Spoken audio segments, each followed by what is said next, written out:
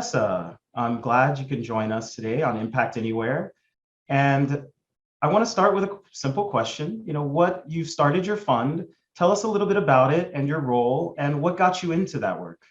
Yeah, definitely. Thank you for having me today. So I'm Tessa. I am the founder and managing partner of Capitalized VC. Capitalized VC is a fund that I recently launched. It's investing in Black and Latinx founders at a very early stage, but also with a dual focus on bringing on more diverse limited partners.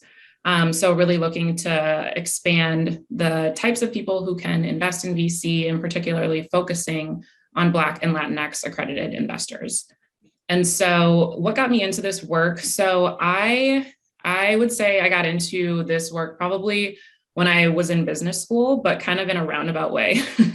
So I went to business school because I wanted to pursue this intersection of entrepreneurship and impact.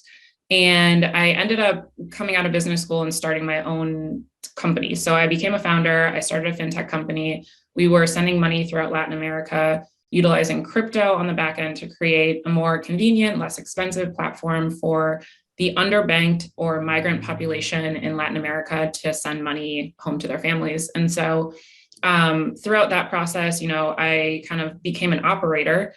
I moved to Latin America. I was running that company for about 3 years and then transitioned from there into venture capital, where I joined a firm based here in Chicago and, took that opportunity to learn about kind of investing from the other side of the table.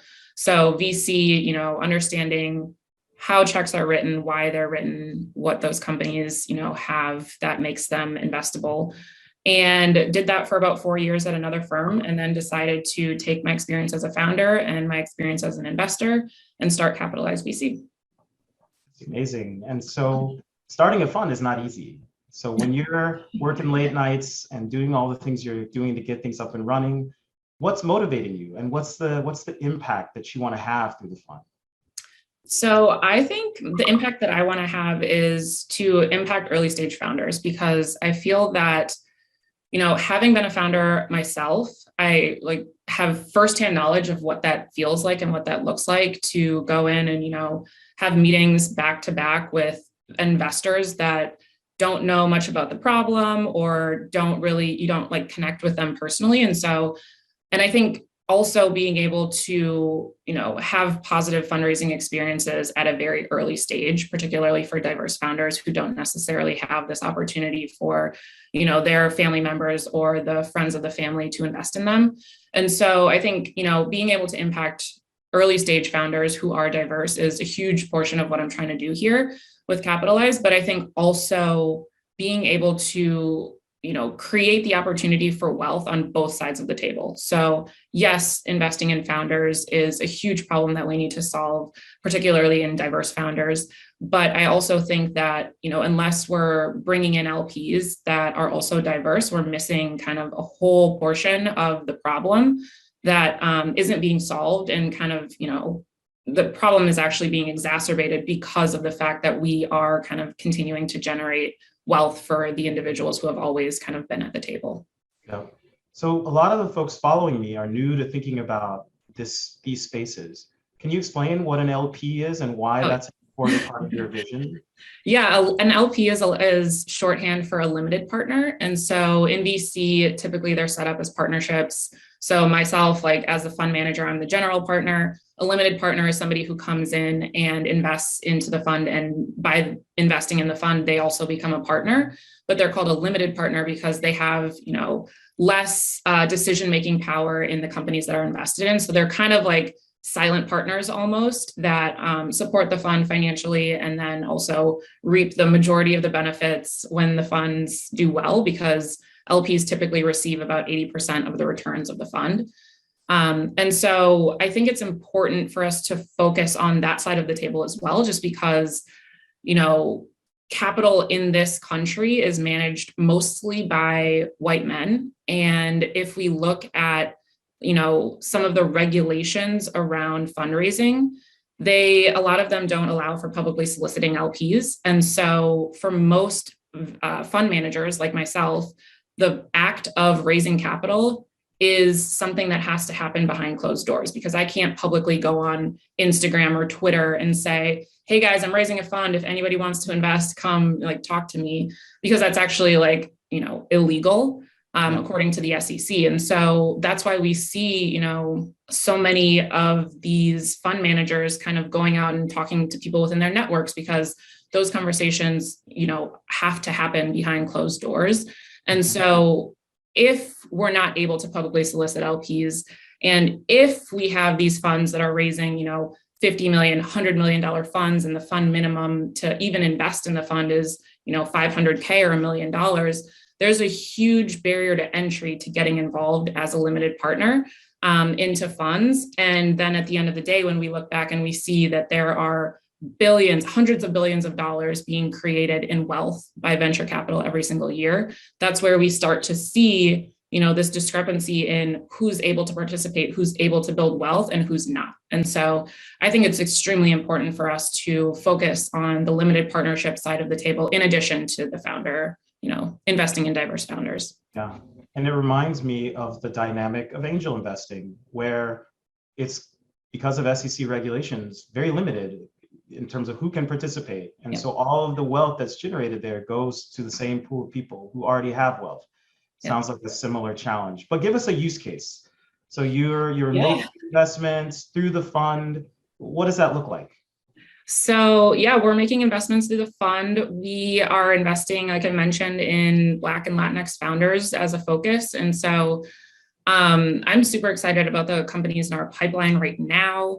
We have kind of an interesting investment thesis where we're investing in tech, but we're also investing a small portion of our fund into CPG companies.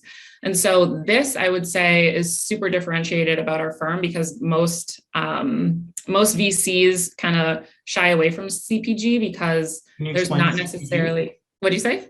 What's CPG? Consumer packaged goods. And so it's something that would be like a product that you would buy on like a website, on an e-commerce platform like Amazon. So think of like your hair care products or your skincare products. Those are all CPG products. And so we're investing in those companies as well. And I think I'm super excited about that portion of our fund because we're able to back founders who have a very, very, very, very difficult time finding capital. And so if you think a diverse tech founder has a difficult time, look at the diverse CPG founders because, they're building products that are have really strong brands, but ultimately at the end of the day, they don't scale, or they're not attractive to a VC firm because of the fact that there's no kind of proprietary technology oftentimes.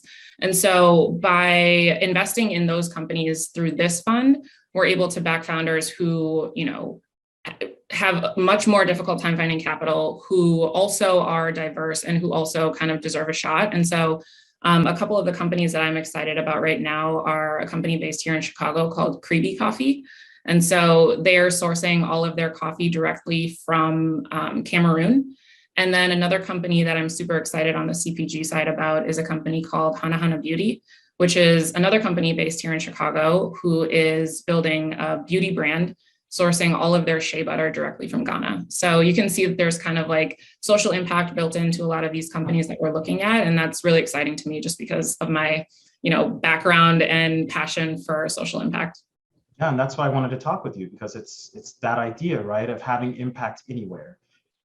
Even in the decisions you're making about how to build a business or what companies to invest in and support. That's amazing. If you're successful, how does the world look different in 10 years? Do other funds follow your model? What's the recipe there? I would love to have other funds follow our model. I would love to see kind of more of a focus on bringing on diverse LPs and creating this opportunity for wealth.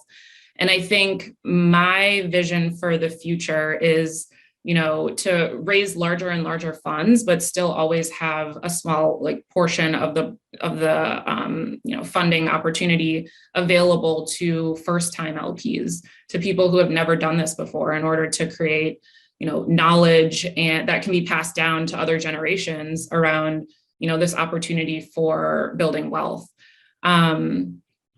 And so my, grand vision for the future would be for diverse founders to be able to raise capital from funds led by diverse GPs who have diverse LPs, so that we can kind of diversify every part of this value chain in order to be able to reduce the racial wealth gap, from all angles.